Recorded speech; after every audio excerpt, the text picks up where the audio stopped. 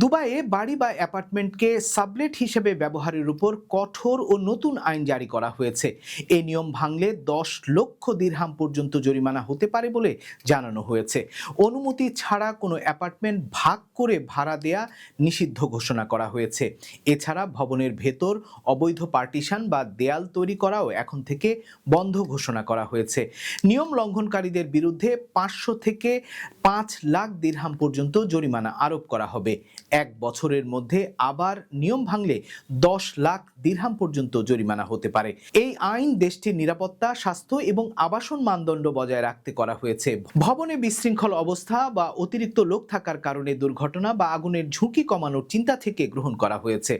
নতুন এই আইন সরকারিভাবে প্রকাশের 180 দিন পর কার্যকর হবে।